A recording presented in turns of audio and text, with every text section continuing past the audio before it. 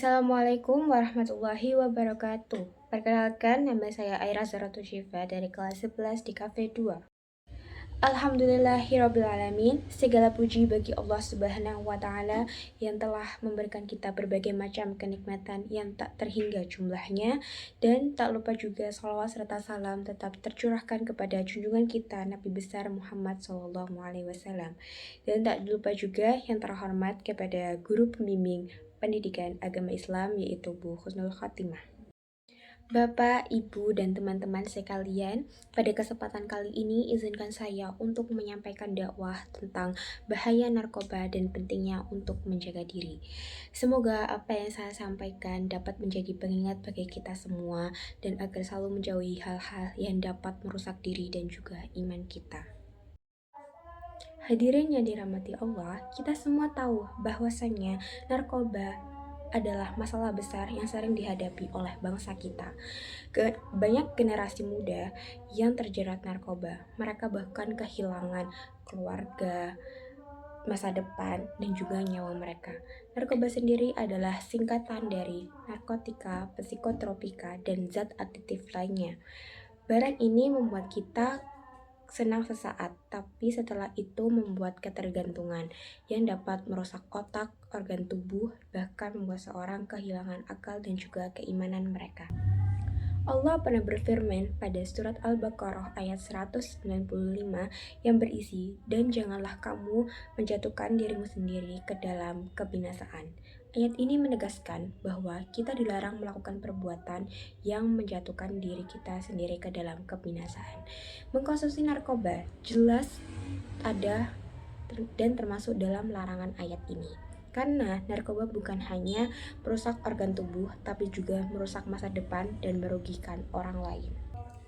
Saudara-saudaraku semuanya, coba kita lihat di sekeliling kita. Banyak anak muda yang dulunya berprestasi dan juga rajin, akhirnya hancur karena narkoba. Mereka kehilangan semangat hidup dan juga berani berbohong dan melakukan kejahatan demi mendapatkan narkoba. Semua karena ingin mendapatkan kenikmatan sesaat yang membawa penderitaan panjang. Padahal Rasulullah SAW pernah bersabda, yaitu tidak boleh ada perbuatan yang membahayakan diri sendiri atau orang lain. Hadis ini jelas melarang kita untuk melakukan hal-hal yang membawa banyak kerugian, baik bagi diri sendiri maupun buat orang lain.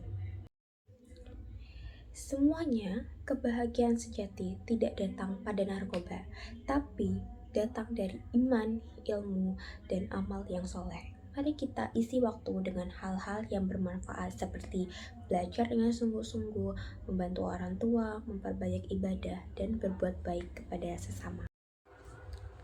Kita juga harus saling mengingatkan kepada teman atau saudara kita yang mulai salah jalan. Jangan dijauhi, tapi bimbinglah mereka dengan kasih sayang dan doakan mereka agar bisa kembali ke jalan yang benar.